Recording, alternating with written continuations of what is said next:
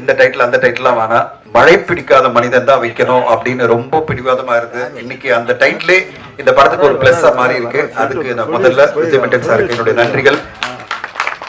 அவருக்கு ட்ரிபியூட்டா இருக்கணும் அப்படின்னு தான் இந்த அவருடைய கவிதை புத்தகத்தை நாங்க ரிலீஸ் பண்ணியிருக்கோம். இன்னைக்கு உங்க முன்னாடி இந்த புத்தகம் உங்க எல்லாருக்கும் ஒரு காப்பி நாங்க இங்க வச்சிருக்கோம். இந்த புத்தகம் மீடியா நண்பர்கள் அனைவருக்கும் கொடுக்கணும்னு நாங்க ஆசைப்படுறோம்.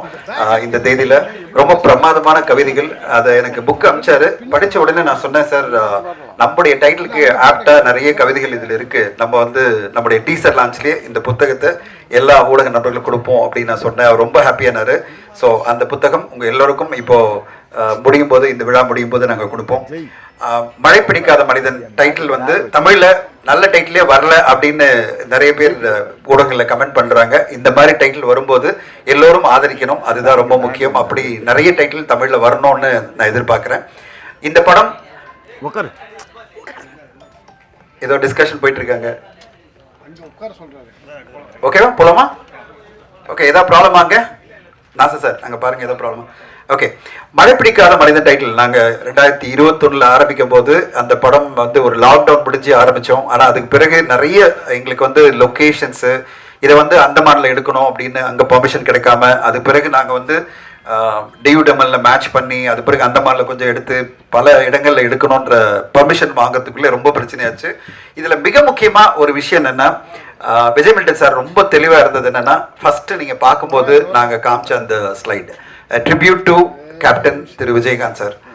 அதுதான் இந்த படம் வந்து அவர் படமா எழுதும் போதே எங்களுக்கு 2020 கதை சொல்லும் போதே என்ன சொன்னாரு, சார் இந்த படம் வந்து ஒரு ட்ரிபியூட் டு கேப்டன் அப்படின்னாரு. ஸோ நாங்கள் சொன்னோம், எப்படி கேப்டனுடைய டேட் வாங்குறது? ஏன்னா அதில் முக்கியமான அவர் தான் பாஸ், எல்லாத்துக்கும் அவர் தான் பாஸ், அவருடைய தலைமையில தான் இந்த கதையே நடக்குது அப்படின்னு வரும்போது எப்படி சார் நம்ம அவர்கிட்ட டேட் வாங்குறதுன்னோ, இல்லை சார் நான் எப்படியாவது ரீச் பண்ணி அவங்கள டேட் வாங்குறேன் அப்படின்னாரு. அது பிறகு நாங்கள் வந்து விஜயகாந்த் சார் எப்படியாவது இந்த படத்தில் கொண்டு வரணும்னு சொல்லிட்டு நிறைய ஊடகங்களை நீங்கள்லாம் எழுதியிருக்கீங்க. நாங்கள் எவ்வளோ ட்ரை பண்ணிகிட்டே இருந்தோம், அவரோட உடல்நிலை ஒத்துழைக்கல. அது பிறகு அவங்க குடும்பம் சொல்லிகிட்டே இருந்தாங்க, எப்படியாவது நாங்கள் வந்து ஒரு டேட் எதாவது பண்ணிடுறோம், ஏன்னா அவருக்கு ட்ரிபியூட்டாக இந்த படம் நீங்கள் சொல்கிறீங்க, அதனால் வந்து கண்டிப்பாக பண்ணுறோம் அப்படின்னாங்க. அதுக்கு பிறகு அவருடைய பிரச்சனைகள், உடம்பு பிரச்சனை வரும்போது நாங்கள் வெயிட் பண்ணிகிட்டே இருந்தோம். 1 இயர் நாங்கள் கிட்டத்தட்ட வெயிட் பண்ணோம். 4-5 தடவை நாங்கள் போய் மீட் பண்ணி எப்படியாவது அவருடைய டைம் கிடைக்குமா அப்படின்னு நாங்கள் எதிர்பார்த்தோம். எந்த அளவுன்னா விஜய் மில்டன் சார் எந்த அளவு கேட்டார்னா, கடைசியில் ஒரு 2 மணி நேரம் கொடுங்க சார், மீதியெல்லாம் நாங்கள் வந்து சிஜியில் கூட பண்ணிக்கலாம் அப்படின்னு ரொம்ப ஆசைப்பட்டார் விஜய் மில்டன் சார். அது நடக்கவே இல்லை. அவர் மறைஞ்ச பிறகு நாங்கள் எந்த அளவு போயிட்டோம்னா, அவங்க குடும்பத்தில் போய் கேட்டோம், ஏஐ மூலமா நாங்கள் ரீக்ரியேட் பண்ணிக்கிட்டோமா அந்த கேரக்டர் அப்படின்னு சொல்லி கேட்டோம். அந்த அளவு வந்து இந்த படத்துல விஜயகாந்த் சார் வரணும் அப்படின்னு ஆசைப்பட்டது வந்து விஜய் மில்டன் சார். அதை நான் இந்த இடத்துல தெளிவா, ஏன்னா படத்துல நிறைய பேர் நீங்க ஊடகங்கள் எழுதியிருப்பீங்க விஜயகாந்த் சார் இந்த படத்தில் நடிக்கிறாருன்னு. உண்மையிலே அந்த அளவு ஆசைப்பட்டு இந்த படத்தை நாங்கள் வந்து வெயிட் பண்ணி 1 வருடம் வெயிட் பண்ணோம்.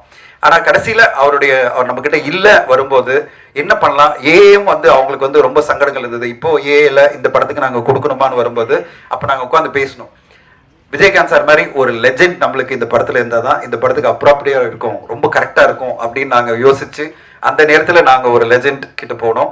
அந்த லெஜெண்ட் வந்து கேட்ட உடனே சொன்னாரு, எல்லாம் ஓப்பனா நாங்க சொன்னோம், இதான் நடந்தது சார், இப்போ நாங்க வந்து இந்த கதையே வந்து ட்ரிபியூட் ஒரு மனிதரா இருக்கு, ஆனா இந்த கதையில அவர் தான் மெயின் பாஸ் மாதிரி, அதை நடிக்கணும், நீங்க நடிச்சாதான் அது கெத்தா இருக்கும் அப்படின்னு நாங்க கேட்ட உடனே பண்ணிடலாம் அப்படின்னாரு. அதுதான் நம்முடைய சத்யராஜ் சார். அவருக்கு ஏன்னா அவருக்கு மேட்சிங்கான ஒரு பர்சனாலிட்டி வேணும், அவருக்கு மேட்சிங்கான ஒரு அந்த ஒரு கெத்து வேணும், அவருக்கு மேட்சிங்கான ஒரு லுக் வேணும்னா அது வந்து கண்டிப்பா நம்முடைய சத்யராஜ் சார். அவருடைய இளமை, அவருடைய அந்த கெத்து, அவருடைய வயசு, அந்த லுக் எதுவுமே சம்மந்தமே இருக்காது அந்த கெத்து அந்த இளமைக்கும். அவ்வளவு பிரமாதமா அப்புறம் வந்து அவர் வராரு சொன்ன உடனே விஜய் மில்டன் சார் சொல்றாரு, சார் சத்யராஜ் சார் நடிக்கிறாருன்னா அப்ப நம்ம போர்ஷன்ஸ்லாம் இன்க்ரீஸ் பண்ணிடுவோம் அப்படின்னாரு. நான் சொன்னேன், என்னங்க நடக்குது அப்படின்னு. இல்ல சார் ஒரு கால்ஷீட் பத்தாது சார், 2 மணி நேரம் பண்றேன்னு சொன்னீங்களே சார் அப்படின்னு. சார் 2 மணி நேரம்லாம் கிடையாது, நான் 20 மணி நேரம் வச்சு ஷூட் பண்ண போறேன், படம் ஃபுல்லா நான் வந்து அவரை வந்து படம் ஃபுல்லா கொண்டு வர போறேன், நிறைய சீன்லன்னாரு. சார் இதை நான் சொல்லவே இல்லை அவர்கிட்ட அப்படின்னு. அவர்கிட்ட நான் சொல்லவே இல்லை, சத்யராஜ் சார்ட்ட சொன்னேன், சார் சில போர்ஷன்ஸ் இருக்கு சார், அது மட்டும் நீங்க ஒரு ஸ்பெஷல் அப்பியரன்ஸா பண்ணுங்கன்னா. கடைசியில விஜய் மில்டன் சார் சொல்றாரு, சார் படம் ஃபுல்லா வர மாதிரி நான் நிறைய விஷயம் பண்ண போறேன், ஏன்னா சார் அவ்வளவு கெத்தா பண்ணுவாருன்னாரு. அதுதான் நீங்க பாத்தீங்க, டீசர்லயும் சரி, அந்த மேக்கிங்லயும் சரி, அந்த பாடல்லையும் சரி. கண்டிப்பா இந்த படம் இன்னைக்கு ஒரு நல்ல அழகா ஷேப்பாய் வந்திருக்குன்னா அதுக்கு என்னுடைய மனமார்ந்த நன்றிகள் இன்ஃபினிட்டி ஃபில்ம் மன்ச் சார்பில் சத்யராஜ் சாருக்கு. சார் உங்களுடைய பிளெஸிங் தான் இந்த படத்துக்கு வந்து இவ்வளவு பெரிய ஒரு கெத்தா அமைஞ்சிருக்கு. அதுக்கு எங்களுடைய நன்றிகள் சார். நீங்க இந்த படத்தை என்ஹான்ஸ் பண்ணி கொடுத்ததுக்கு நாங்க என்னைக்குமே உங்களுக்கு கடன் பட்டிருக்கோம். அடுத்ததா சொல்லவே வேணாம், இந்த 3 years ஜேர்னில எங்க கூட என்ன வேணாலும் சரி எல்லா விஷயத்திலும் இன்வால்வ்மெண்ட் சொல்லவே வேணாம். அவரை பத்தி நிறைய மேடைகளை நான் ரொம்ப பாராட்டி பேசியிருக்கேன். அது எங்களுடைய விஜயநிதி சார். விஜயநிதி சார் பத்தி சொல்லணும்னா அந்த டெடிகேஷன், கமிட்மெண்ட், இது ஏன் படம் அவ்வளவுதான். நேத்தெல்லாம் தூங்கல மனுஷன், வேற இதுல ஷூட்டிங்ல இருக்காரு, பிஸியா இருக்காரு. ஆனா இன்னைக்கு சொன்ன உடனே நைட் எல்லாம் ஷூட் பண்ணிட்டு காலங்காத்தால சாப்பிட கூட இல்லை, ஓடி வந்துட்டாரு இந்த இதுக்கு. ஷூட்டிங் முடிஞ்சு தூங்க கூட இல்லை, வந்து இங்க வந்து சொல்றாரு, சார் நான் ஏதாவது கொஞ்சமா சாப்பிட்டுக்கிட்டோமா, பசியா இருக்கு எனக்கு, நைட் எல்லாம் தூங்கவே இல்லை அப்படின்னாரு. வந்து அவ்வளவு கமிட்மெண்டோட ஒரு படம் சார், ஏன் படம் சார், ஏன் படம் சார். சார் இந்த மாதிரி தான் எல்லா ஹீரோக்களும் இருக்கணும். ஏன்னா இன்ட்ரடக்ஷன் மீட்டிங்ல அது இன்ட்ரடக்ஷன் டாக்ல அது பிறகு நான் பேச முடியுமா தெரியல, அதெல்லாம் சொல்லிடுறேன். ஒரு ஹீரோன்னா ஒரு படம் ஏன் படம், நான் நடிச்சிருக்கேன், இந்த படத்துக்கு என்ன வேணாலும் சரி நான் ப்ரொமோஷனுக்கு சப்போர்ட் பண்றேன், கூடவே இருக்கேன். நேத்து நான் கால் பண்ணேன், ஒரு சாங் நல்லா வந்திருக்கு, ஆனா அந்த சாங்ல பாடின பாடகர் எங்களுக்கு செட் ஆகல. நான் நேத்து அவர்கிட்ட ஆர்கியூ பண்றேன், சார் நீங்களே பாடிடுங்க அப்படின்னு. சார் என்ன சார் என்னையே திருப்பி பட சொல்றீங்க அப்படின்னா, சார் நீங்க தான் பாடணும் அப்படின்னு. சரி பண்ணி கொடுத்துறேன் அப்படின்னு சொல்லிட்டு அந்த மியூசிக் டைரக்டர் சொல்றாரு, நானே பண்ணி கொடுத்துறேன், அது செட் பண்ணி எப்படியாவது பண்ணி கொடுத்துடலாம், அந்த சாங்கை கரெக்டா உருவாக்கிடலாம் அப்படின்றாரு. அதுதான் விஜயநிதி சார். என் படம் நான் சம்பளம் வாங்கிட்டேன், முடிஞ்சிச்சு என் வேலை, நடிச்சுட்டேன், அது பிறகு படமாச்சு ப்ராப்ளம் ஆச்சு அப்படிலாம் கிடையாது. இந்த படத்துல அவர் படம் பார்த்துட்டு சொல்றாரு, எனக்கு கொஞ்சம் கொஞ்சம் போர்ஷன் பார்த்து சொல்றாரு, எனக்கு மிக்சிங்ல இன்னும் கொஞ்சம் பெட்டர் ஆகணும், பிஜிஎம்ல இதை இன்க்ரீஸ் பண்ணுங்க, இதை டைட்டில் இப்படி போடுங்க, இப்படி பிரசன்ட் பண்ணுங்க, இப்படி ப்ரொமோட் பண்ணுங்க அப்படின்னு ஒரு ஹீரோ, ஒரு தயாரிப்பாளர் ஜெயிக்கணும். அதுக்கு நான் என்ன விதமான சப்போர்ட் பண்றேன், ப்ரொமோஷனுக்கு சப்போர்ட் பண்றேன், பிசினஸ்ல பேசுறேன், அந்த பிளாட்ஃபார்ம் கிட்ட பேசுறேன், ஓடிடி நிறுவனம் பேசுறேன், யார்கிட்டனாலும் பேசுறேன். உங்க படம் நல்லபடியா சக்சஸ்ஃபுல்லா வரணும், என் தயாரிப்பாளர் ஜெயிக்கணும் அப்படின்னு நினைக்கிற அந்த பெரிய மனசு விஜயன் சாருக்கு இருக்கு. அவருடைய வெற்றிகள் தொடரணும். அவர் படங்கள் எவ்வளவு பெரிய வெற்றி அடையதெல்லாம் முக்கியம் இல்ல, வணிக ரீதியில தொடர்ந்து வெற்றி அடைகிற ஃபார்முலா வச்சிருக்காரு அவரு. நீங்க எல்லாம் ரோமியோ எவ்வளவு பெரிய வெற்றின்னு எனக்கு தெரியும். வசூல் ரீதியில மட்டும் இல்ல, கமர்ஷியலா, அதாவது ஒரு ப்ரொடியூசரா அவர் மிகப்பெரிய சக்சஸ் ஒவ்வொரு படத்துலயும் அச்சீவ் பண்ணிருக்கான காரணம் அந்த டெடிகேஷன், அந்த உழைப்பு ஒவ்வொரு படத்துக்கும் அவர் கொடுக்குறாரு. அவர் படமா இருந்தாலும் சரி, வேற ஒருத்தர் படமா இருந்தாலும் சரி, அந்த உழைப்பு தான் இந்த படமும் இப்போ அருமையா நல்ல குவாலிட்டியா வந்திருக்கு. அதுக்கு கண்டிப்பா விஜயநேசன் சாருக்கு நான் நன்றி சொல்லணும்.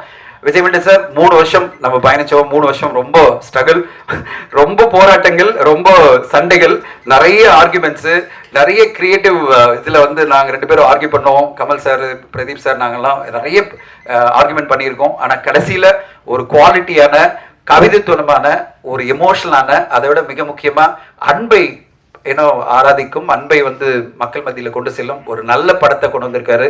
அன்புதான் வாழ்க்கையில முக்கியம், பணம் எல்லாத்தையும் தாண்டி நம்ம அன்பை விதைக்கணும் அப்படின்ற ஒரு அருமையான படத்தை, அருமையான கதையோட நீங்க கொண்டு வந்திருக்கீங்க. உங்களுடைய அந்த எண்ணமும், உங்களுடைய அந்த எழுத்தும், அந்த கடைசியில இந்த அருமையான ஒரு படமும் மிகப்பெரிய வெற்றி அடையணும். அது எங்களுக்கு இன்ஃபுடி ஃபில்மென்ஸஸ்க்கு மிகப்பெரிய ஒரு சப்போர்ட்டா அமையும்.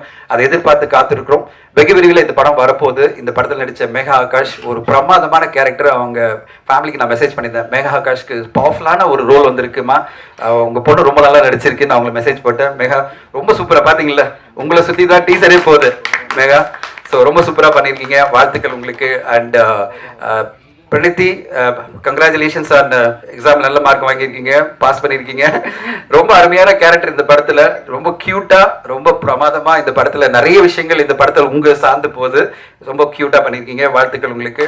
அண்ட் ரமணா சார், நம்முடைய திருமலை ரமணா இந்த படத்துல நம்ம பார்க்க போறோம். ஒரு அட்டகாசமான வில்லனோட அசிஸ்டண்டா, இது பிறகு நிறைய ரோல்ஸ் எல்லாம் வரும் சார் உங்களுக்கு. ஸோ கண்டிப்பா திருமலை எப்படி உங்களுக்கு பெரிய வெற்றி வந்ததோ அதே மாதிரி ரமணா சார் இந்த படம் உங்களுக்கு ஒரு பெரிய நடிப்புன்ற ஒரு ஓப்பனிங்கும் வரும்னு நினைக்கிறேன். ஆக்சுவல் பிஜிஎம் இப்பதான் அந்த ஒரு பார்க்கும்போது நம்மளுக்கு ஒரு பயங்கர சந்தோஷமா இருக்கு. பிரமாதப்படுத்திருக்கீங்க. பிஜிஎம்ல அட்டகாசமா வந்திருக்கு, நிறைய சாங்கும் சரி, பிஜிஎம் சரி. அச்சு ராஜாமணி ரொம்ப பிரமாதப்படுத்திருக்காரு, அவருக்கு நன்றிகள். மிக முக்கியமா இந்த ஒரு 3 year ஜேர்னில Praveen KL sir out of ஸ்டேஷனால அவர் வர முடியல. எங்களோட பயணிச்சது பிரசன்னா கொஞ்சம் எடிட்டர், த ஃபியூச்சர் எடிட்டர், ரொம்ப பிரமாதமா உழைப்பு பண்ணியிருக்காரு. அவருக்கு என்னோட வாழ்த்துக்கள். ஒவ்வொரு விஷயத்திலையும் அவ்வளோ எஃபர்ட் போட்டு இந்த படத்தை மெருகேற்றுறதுல பிரவீன் கேஎல் சாரோட இருந்து பிரசன்னா, அதுக்காக அவர் மேடை ஏற்றிருக்கோம். அவர் ரெஸ்டண்டா இருந்தாலும் அந்த அவர் deserves that place to be with us, அதுக்காக தான் அவர் மேடை ஏற்றிருக்கோம். ஸோ இப்படி ஒரு குழுவே ரொம்ப எஃபர்ட் போட்டு ரொம்ப அருமையாக ஒரு 3 இயர்ஸ் இந்த படத்தை கொண்டு வந்திருக்கோம். வெகுவரியில் உங்கள் முன்னாடி அந்த படத்தை ப்ரெசென்ட் பண்ணுறோம். அடுத்ததாக ட்ரெய்லர் இருக்குது, ப்ரீலீஸ் ஈவெண்ட் இருக்குது. எதுக்காக இந்த டீசர் லான்ச் அப்படின்னு நம்ம கொண்டு வந்தோம்னா, இந்த படம் வந்து ஒரு ஊடகங்களில் பேச்சிலே இருந்திருக்கே தவிர ஒரு ப்ரெசன்டேஷனாக உங்கள் முன்னாடி வரல, இது எப்படிப்பட்ட படம் அப்படின்னு உங்களுக்கு இன்னும் ஒரு தெளிவான டீட்டெயில் கிடைக்கணுன்றதுக்காக தான் இந்த டீசரும் இந்த பாடலும் உங்களுக்கு ப்ளே பண்ணோம். அதை விட முக்கியமாக அந்த ப்ரோமோ வீடியோ நீங்கள் பார்த்தீங்க, அவங்க 2 பேருக்குள்ள இருந்த ஒரு கான்வர்சேஷன்.